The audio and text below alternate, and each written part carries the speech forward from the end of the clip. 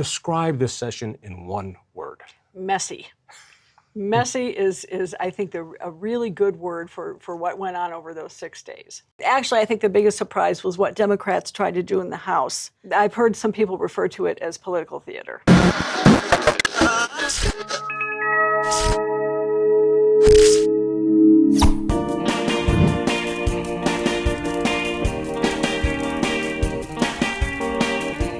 Let's get the behind-the-scenes story of this recent special session. Oh my God, what a mess.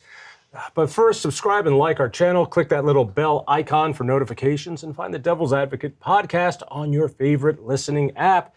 Marianne Goodland from the Gazette and Colorado Politics, you are the reporter down there. If you could describe this special session in one word, what would it be? Messy. Messy is I think, a really good word for what went on over those 6 days. Tell me if I've got this right. You've seen a lot of these. Special sessions, when done right, it's because we got to get something done. And a lot of it's orchestrated. You need 3 days to pass a bill, and so it's choreographed. First day we do this, second day we do that, third day we have the final reading, and it's off to the governor. This seemed like there was no orchestration, like they didn't know what they were doing, that they didn't even figure out they had a special session until they got there.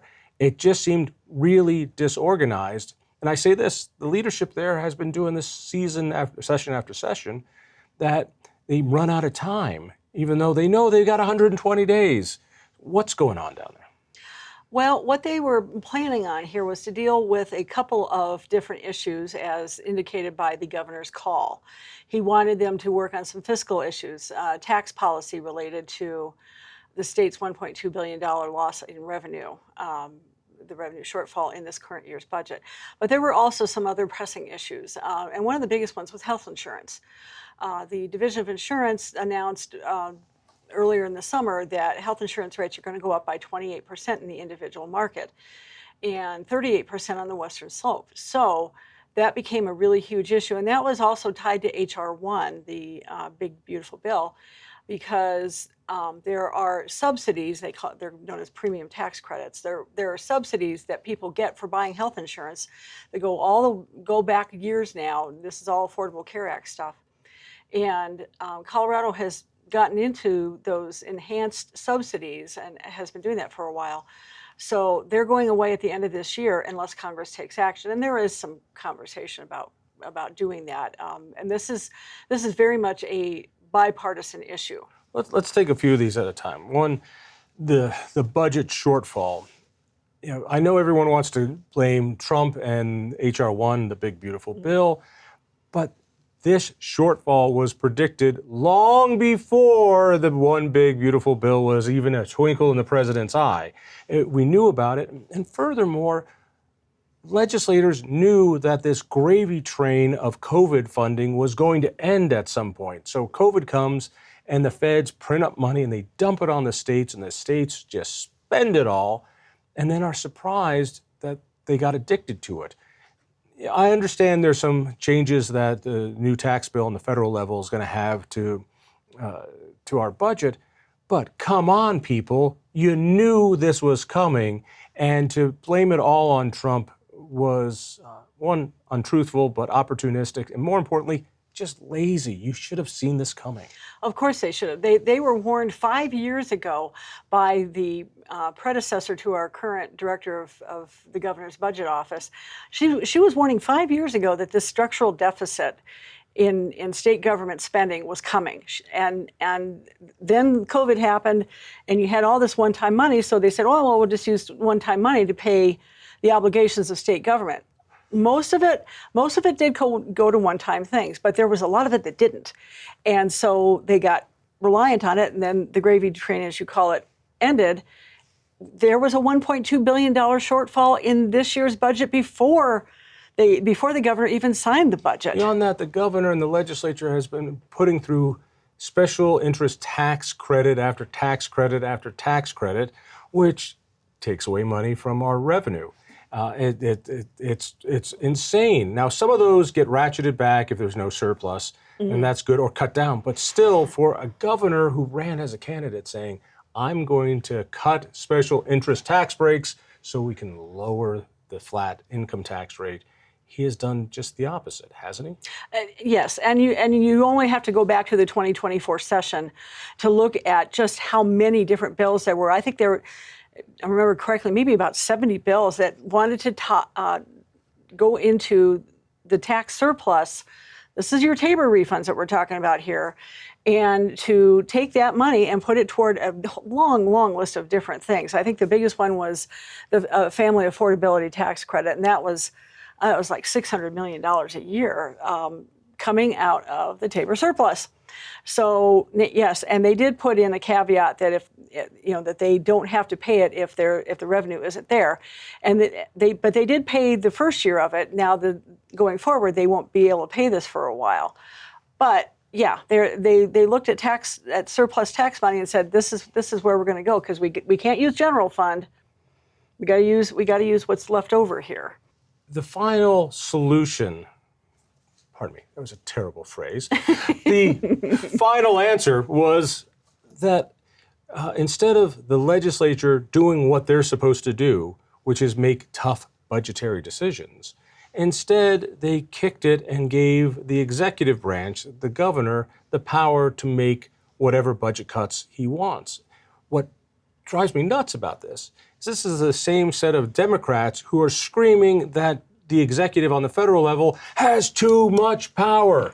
And so what do? They give Polis the power to make their decisions, so they wash their hands of it, and they give the governor the power. This is a bad precedent, even though I think Polis would probably do a better job making budgetary priorities than the General Assembly. That's their job. Do I have any of that wrong?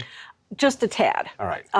Let's be really clear here. The statutes that give the governor the authority to deal with a revenue shortfall, a budget crisis, or whatever, these go back 20, 30, 40 years. This isn't something our current legislature did. Those rules have been in place for a very, very long time, and they have been used every time the state gets into some sort of big, like during the big recession back in 2008, and there was another one about 2001, 2002. Those statutes have been in place for a long time. Now, tweaked it a little bit to require the governor to make a presentation on his budget cuts to the Joint Budget Committee, which, in the next session in January, they will put their thumbprint on it. I don't expect them to go. Just the JBC, the Joint Budget Committee. Not the Committee of the Whole, not the whole. No. Wow. Well, the Joint Budget Committee every January and February, they do what are called supplementals, which is basically a truing up of the current year budget. Most of the time, agencies come in and say, we need a little bit more money. They only say we want a little bit more money. Yeah, well, or they actually come in and do negative supplementals, which is to cut. That's what they're going to be dealing with in the next session. The Joint Budget Committee will get a look at all those changes that the governor made, all those cuts that he made to help shore up the budget, and they will get to decide whether they like that or not, or if they want to come up with their own ideas on how to cut the budget. But I will tell you, they aren't real happy with some of the things the governor did. Even the Democrats were fussing. I'm shocked, I tell you. So I keep hearing the scare tactics that people on welfare or on Medicaid are going to get huge cuts, and that H.R. 1 is going to cause all this disruption. The state decides a lot of where this money goes. The federal H.R. 1, the big, beautiful bill, says if you're going to get Medicaid, you have to either show that you're handicapped or unable to work, or you have to have a part-time job. If you have those, will there be budget cuts to people who rely on Medicaid? I don't know how they can get away from it. The prediction of a number of tax groups and other folks have said Colorado's share of Medicaid costs are going to go up by $1 to $2 billion a year, and this is beginning in 2027. So the state's going to have to make some tough decisions about who gets Medicaid, I think. And I keep asking that question. It's like, are you going to start looking at criteria? Are you going to make changes there? I know that this has been talked about for years and years and years, and they've never actually done anything with it other than to bring more people onto the Medicaid rolls during the pandemic. And they would advertise, they put out commercials. And so for people who don't follow this, I have a handicapped son. He's an adult. He gets Medicaid money through the state, and we're very appreciative. He cannot work. He cannot hold it down a job, much like his old man. And but Medicaid after Obamacare was expanded to healthy people who could work, but to get individual insurance. So a lot of this Medicaid money goes to people to buy individual policies in the open market or on the exchange. And so Medicaid changed from going to people who were in dire need to anybody who wanted it. If your income qualified you for it. And let's be clear here. A lot of people who are on Medicaid are working adults. They're perfectly healthy. They're perfectly fine. They're working minimum wage jobs. They're working for corporations that have used Medicaid as their health insurance bank for years. And I think that gets lost in the conversation quite a bit. I'm not going to name names, but some of the largest corporations in the world have relied on Medicaid to cover the health insurance for their employees instead of providing it themselves. I also know small businesses that can't afford health insurance. Absolutely. So they will say, here, I'm going to give you, the employee, some money. You go to the exchange and get your own. Yeah. And now that everyone can get it, not all of it is Medicaid supplemental, but it seems like those are the folks that need to lose their coverage first. And again, we knew this was coming. This is why next year there'll be this budgetary panic. They say we're going to need to raise taxes. We're going to need to put in a progressive income tax, or we're going to need to take away your TABOR, whatever. No, you knew it, and it's so frustrating to see them do this on purpose so that a financial crisis is certain, and therefore they can get more money. Well, and as we saw this week, there's a coalition of about 3 dozen left organizations that are working on a ballot measure for next year where they will take Colorado, it would take Colorado to a graduated income tax. I like their word, graduated. Again, that's some nice wordsmithing. It's a progressive income tax. Yeah. Colorado used to have that. Until 1987, that's correct. Independence Institute helped draw up those plans and push that. And you made an error in your story. What? Yeah. An error of omission. When you said it passed through a Republican legislature, you failed to mention our flat tax was signed into law by a Democratic governor. Yeah. And I think that's an important point, that this was a bipartisan move to get a flat income tax, which is what the people wanted. Interestingly, that it was at 5% was the income tax. Mm-hmm. Our economists at the time did the numbers and said for it to be a revenue neutral tax, it should be at 4.5%. So when they made it at 5, close to what it is now. Yeah, when they made it 5, it was another huge windfall. Mm-hmm. And now, thanks to a couple of initiatives we've put in and a couple of tax cuts under the Owens administration, we're down to 4.4. So, what was the big budgetary solution? At the end of the day, after 5 days? 6. 6 days of silliness. What was the upshot on the budget side of this? Well, you have 3 pots of money that are covering the shortfall, which is about $783 million that they needed to shore up the budget with. The first was what the legislature did over those 6 days. They passed 5 bills that raised $253 million, all on corporations and businesses, and this is all. And the Democrats even admitted that these are tax increases. How do they do that without a vote of the people? They're getting sued for it. Michael Fields of Advanced Colorado has said before even the special session even started that he was going to be ready to file a lawsuit against any one of these tax measures. I don't know if he's added them in yet, but I anticipate we'll see that pretty soon. Yeah, these are tax increases for corporations that are getting a tax break from H.R. 1. So, some of it, not all of it. And there were 2 bills, I think, or maybe 3 that were tied to H.R. 1, but there were several that weren't. So you're seeing some changes in tax policy here that under most normal circumstances, voters would have to sign off on, and they weren't asked. No, but they're never asked. Even though the Taxpayer Bill of Rights, again, which Independence Institute was instrumental in getting passed, Doug Bruce wrote it, so it says, from the beginning, this should be interpreted at what restrains the growth of government most.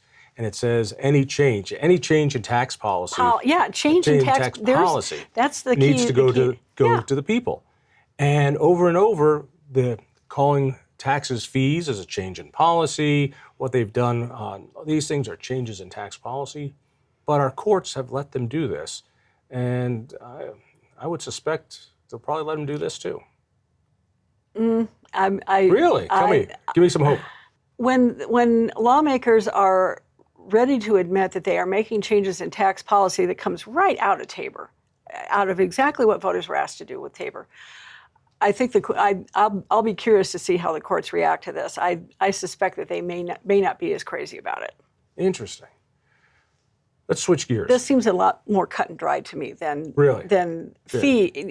all the fees that they have raised over the years. They've kind of gotten away with a lot of that. I'm not sure they're going to get away with this. Oh, and back to the explanation on the budget.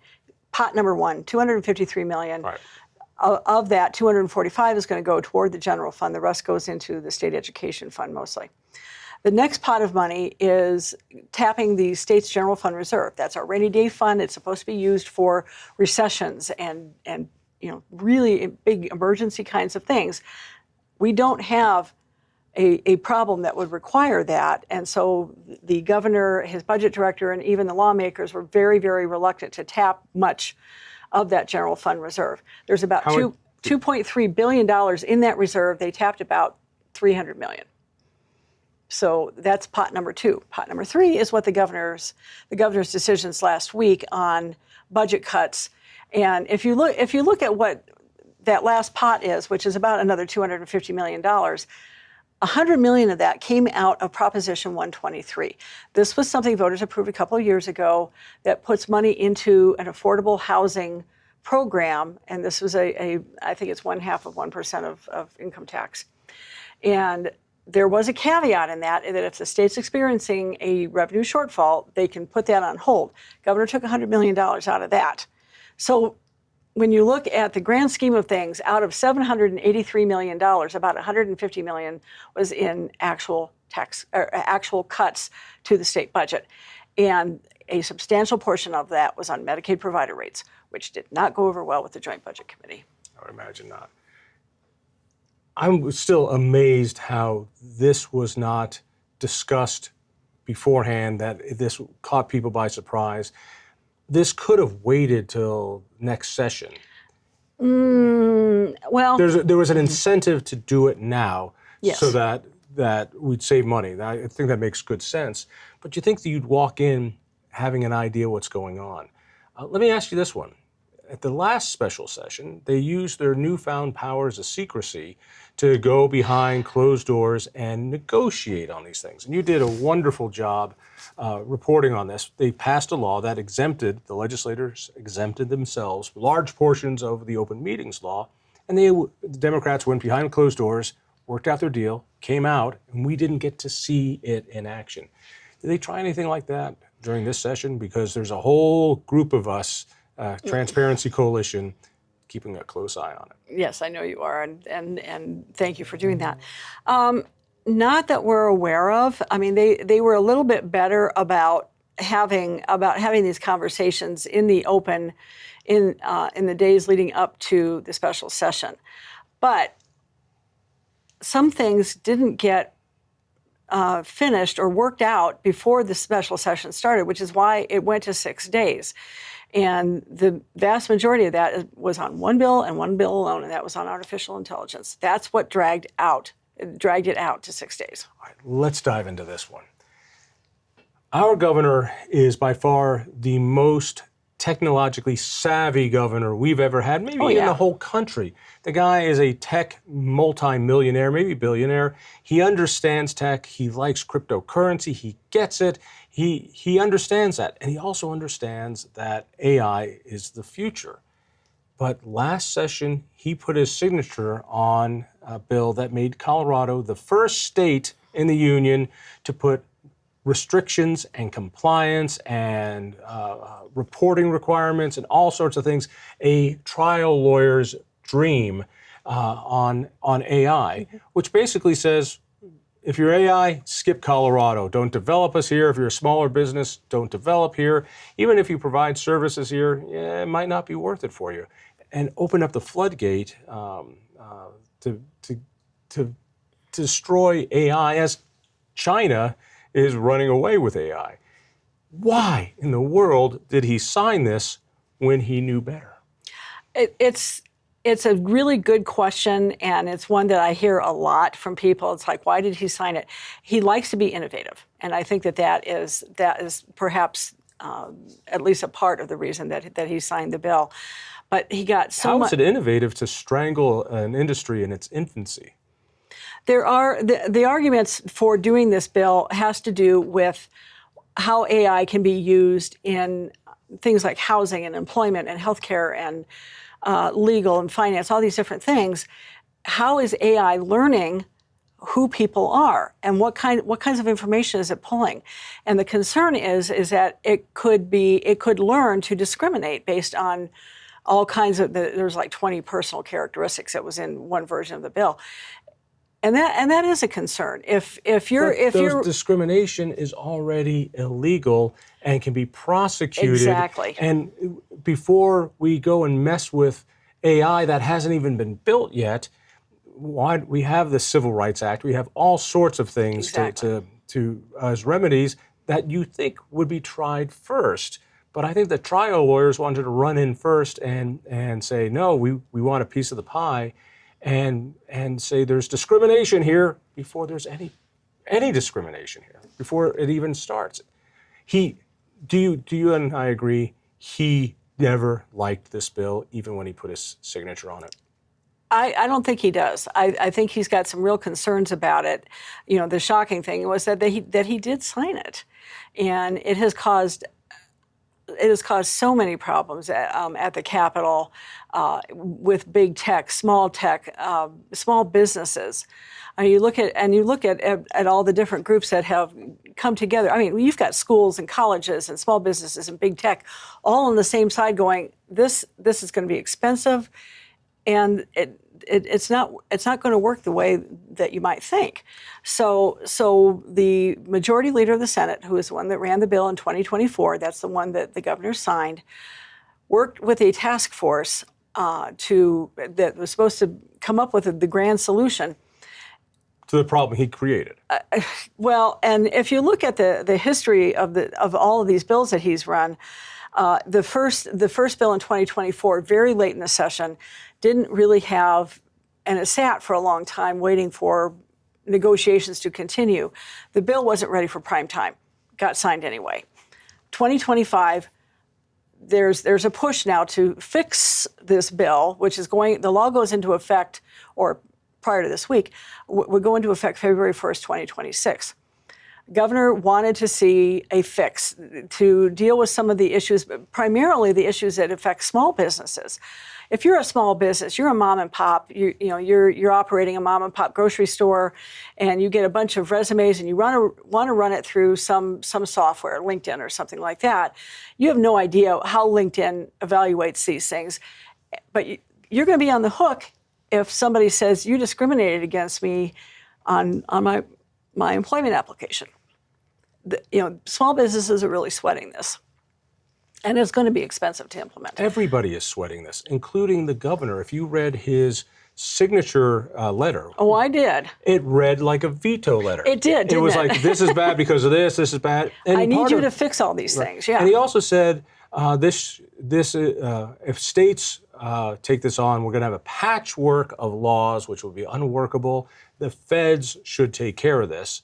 And then he signs the damn thing. And then he signs it. So, and he also supported a amendment to the One Big Beautiful Bill to put a 10-year moratorium on this kind of stuff. And he was a vocal proponent of that, as were we, for that to happen on the national level. Mm-hmm. So basically he's saying, please, Trump, bail me out of my bad decision here.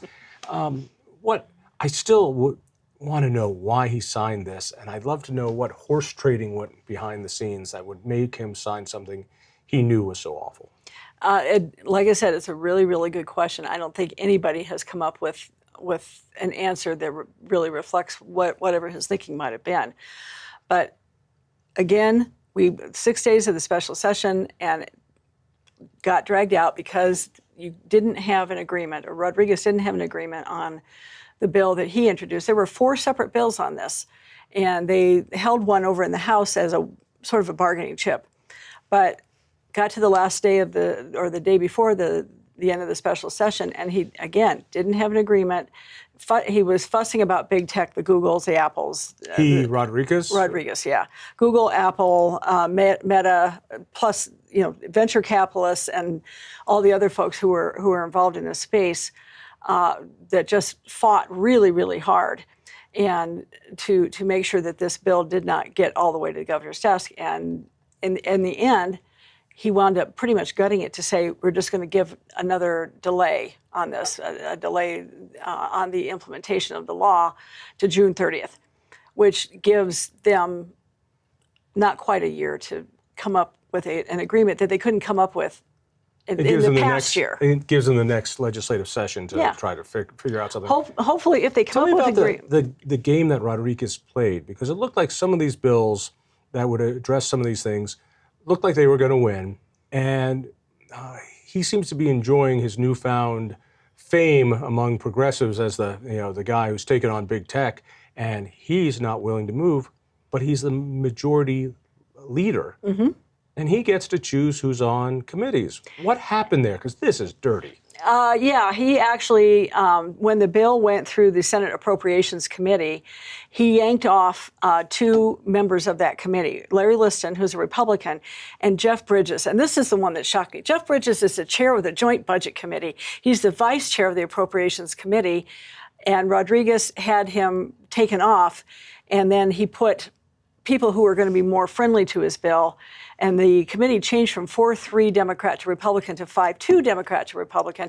Now, he had to get cooperation from the minority leader of the Senate to do that, who signed off on taking one of his members off. I'm not sure he really had much of a choice. Why didn't he have much of a choice? Because they're in the minority. This is just perfunctory. It's how it works. So they put different people on that committee. It passed, despite the fact that the chair of the Appropriations Committee was a sponsor of one of the other AI bills that was over in the House, and she voted against it. It passed on a 4-3 vote. Had the committee been in its usual configuration, thank you, I don't think the bill would have gotten out of the Appropriations Committee. In the end, though, it didn't work out, and we wound up with a delay instead of the fix. And so I go back to the original point that these are the people who are screaming that Trump does too many dirty games in politics. They give more power to the governor, and then they do a very Trump maneuver. This guy pulls people he doesn't like and says, oh, and you're not voting my way? We're going to remove you, and at the last minute put in my guys who will do what I tell them to do. I think that's pretty underhanded. And the hypocrisy is delicious. There is a lot of that. There's a lot of that. What else was going on in this session? It was the budget, it was AI, and there were a couple other items. Yeah, the health insurance thing, that was a big deal, because they were looking for a way to cover those subsidies for health insurance that are going to be going away at the end of this year from H.R. 1. They set up a fund, and they're tapping about $100 million from the state's unclaimed property tax trust fund. I get the word wrong. Unclaimed property trust fund. The interest that comes off of all of that unclaimed property, they're going to tap that for $100 million. If by some miracle Congress decides to restore those premium tax credits, and frankly, all of our congressional delegation supports it, all of them, then they don't have to tap the unclaimed property trust fund for those people don't subsidies. Get it. This is when you forget you have a bank account and they close it and there's $100, and they don't know what to do with it, so they send it to the state treasurer's office. They have it with a great Colorado give back or whatever. Yeah. I actually found they had $100 of mine for something like that. And so you're saying that they take all that money, and instead of using the interest that they invest to do other things, it's going to go to healthcare. It's going to go to cover these subsidies. There were only 2 bills that came out of that special session that were bipartisan. The health insurance was one, almost unanimous support in the Senate, and very strong bipartisan support in the House. The other one is on one of my favorite topics, the Wolf reintroduction program, and they took a small amount of money. It was $264,000. And when you look at a program that's funded at $3 million a year, it's actually a fairly small amount. But they shifted that over to health insurance to help pay for those subsidies for people who are about to lose them and for people whose health insurance is about to skyrocket. But they're not taking money away from the wolves. They're taking money away from the people who get compensated for the damage. Is that right? No. All right, explain. This was general fund money, and the WOLF program is made up of a number of different components. One is the compensation program. They're not touching any of that. The intention of the sponsors, and this was Dylan Roberts, a Democrat from Frisco, wanted to put a pause on the WOLF reintroduction program during this current budget year, which would give Colorado Parks and Wildlife time to really do a much better job than what they've been doing on non-lethal management techniques. And the money that they took out is the money that CPW would have used to acquire wolves from British Columbia. It costs money to fly up there, especially first class. Yeah, well, they actually were using a private plane, but it costs money to go do those things. So they said, let's take this money and let's put it toward health insurance, and CPW will have time to do what they have never done well, which is to have all of these prevention techniques in place before you drop the wolves in somebody's backyard or on their ranch. They've never done that. They have been playing catch up since the first day that the wolves were dropped in Colorado in December 23, and then they had dozens of livestock that were killed by wolves mostly in Grand County, some in Jackson County. And after this had been going on for a while, maybe we should do some preventative things. That wound up costing the state $600,000 in compensation. And that is almost double what was available, which meant CPW had to go find other sources of funding to cover those claims. So we got to this year. They brought in a bunch of wolves from British Columbia, dropped them in Eagle and Pitkin counties. Did they have everything in place before the wolves were dropped there? No. And again, we wound up with problems with the wolves going after livestock on some of the ranches, particularly in Pitkin County. And we're going to see the same thing where you're going to see some big claims from these ranchers for their lost livestock. So put the program on pause for a year.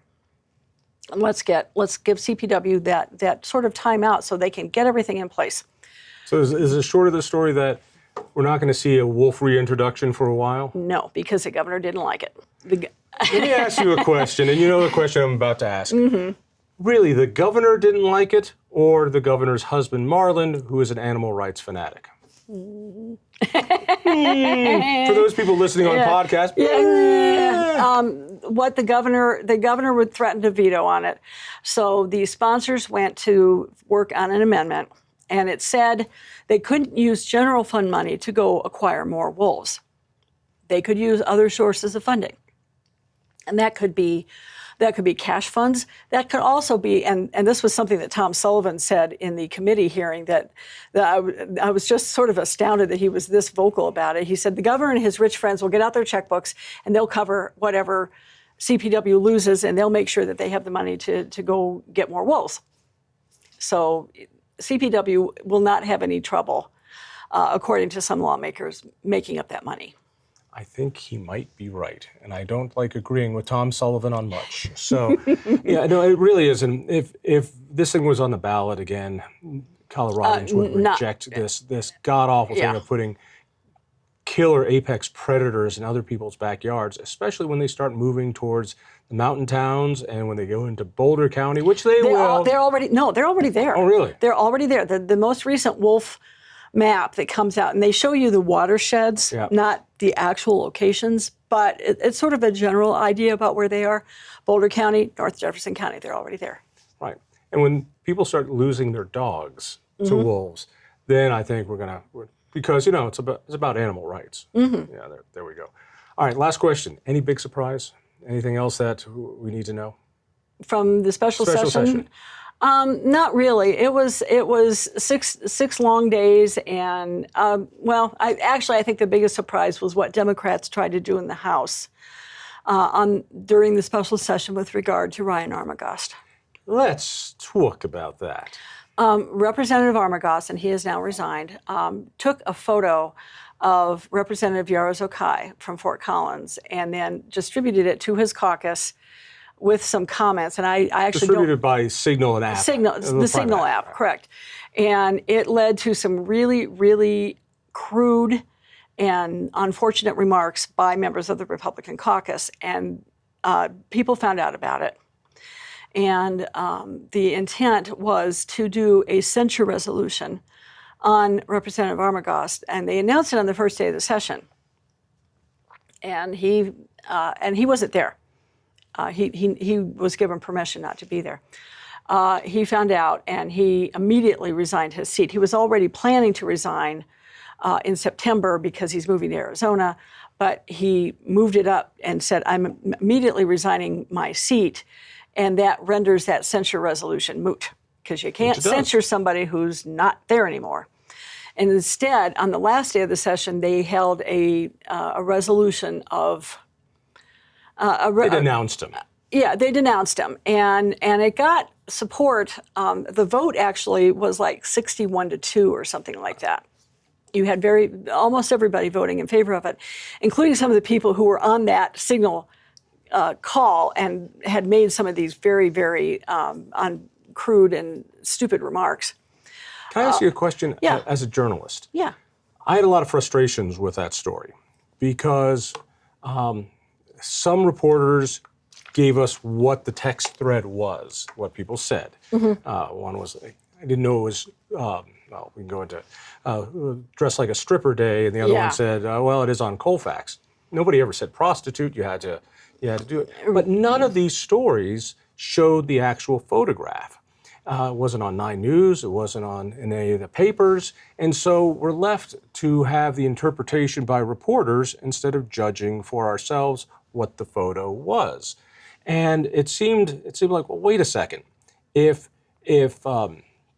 when Senator Fetterman from Pennsylvania walked into the Senate looking like he just walked out of the gym, people got to see it and make a comment. So, how do people judge if reporters don't show the full context of showing what the full text chain was, and at least the photo that Armagost took? I'm not so sure that matters. That it generated some really stupid remarks by members of the Republican caucus, I think is sufficient to say something, that they did something that they shouldn't have done. But I strongly disagree. People dress professionally. Lawmakers dress pretty professionally. Did she dress professionally in that shot? I have not seen the photo.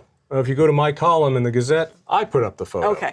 And, so she's wearing boots up to her kneecaps and... a short skirt and yeah. Well, you can't see the skirt, you see the thighs. And it's it's fine. I mean, I don't care, but there was a dress code at the Capitol, and... There is no dress code at the Capitol. That's a rumor. There's a necktie rule at the Capitol. Only in the House. They don't even have a dress code in the Senate at all, even though they so there is a dress all the code time. in the House. Yeah. All right, so... I was right. But it's for men, not for women. Oh, the sexism of it all. The other part that really bothered me was, again, the hypocrisy here. Yes, it was a boorish thing to do. It was bad. They should apologize, blah, blah, blah, blah. But we're talking about a censure vote that was tried when Elizabeth Epps wasn't brought up on a censure vote for her bad behavior, or when Faith Winter comes to work sloppy drunk, or when Matt Gray picks up his kids drunk from school, when Yara Zokai calls people who are parent right activists members of the KKK like they're a member of a hate group. None of these were, we need to denounce this publicly with a vote, we need to censure this. But this guy does something bad. We're And going to go after the guy isn't even there anymore Yeah. to defend himself, to explain himself. In absentia, we're going to spit on him when he's not even there. This is the hypocrisy of one-party rule and how ridiculous the left is beating up people on the other team and letting their own team go by. I don't know that I would go so far as to say that people aren't being held accountable. There's no censure vote for any of those people. You're right about that. Or what's her name? Jacques, whatever. Sonia Hawkes Lewis. Right, for yeah. abusing her staff.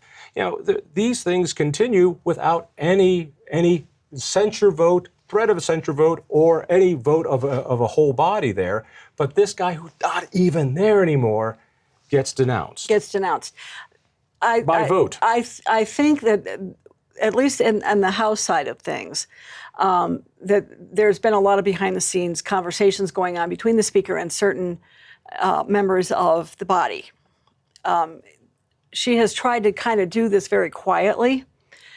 Unfortunately, it isn't quiet anymore. You see this bad behavior on both sides. People just don't know how to talk to each other, and it's depressing. But talk to me about the censure votes. If he gets a denunciation and these others don't, what does it say about leadership in the House and the Senate? Not a good thing, I will tell you. Either they need to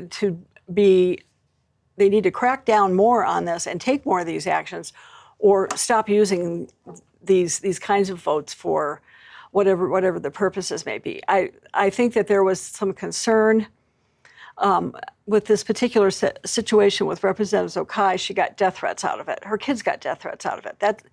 That pushed the envelope quite a bit on this. And what Armagost did was wrong. Agreed. And everybody agrees with that. What he did was wrong. Did they need to do a resolution on that? I've heard some people refer to it as political theater. Shocking. Shocking. Again, I I'm know. shocked. And, tight for time here, so let's wrap it up on this. You said that this whole thing was messy from beginning. Messy. Was it a worthwhile special session? I mentioned this to you earlier. Jesse Paul from the Colorado Sun, on the 5th day of the special session, tweeted out something to the effect that this whole day could have been done by email. I think you could probably apply it to the entire special session. What a great way to leave it. And it's true. And by the way, these are the people writing our laws, and they could have done this with an email. What does a special session cost the taxpayer? Somewhere in the mid 30,000s a day, maybe about $35,000 a day. So over 6 days, we're talking about $200,000, a little over that. To take care of a budget problem. There's some irony there. Yes, there is. Marianne, we always love when you come by. Thank you so much. You are so welcome. If you enjoyed that conversation, by all means, click one of these other great programs. We have the best conversations with the most fascinating Coloradans. And subscribe to our channel. Just click down below and hit that little bell button too. You don't want to miss a single show.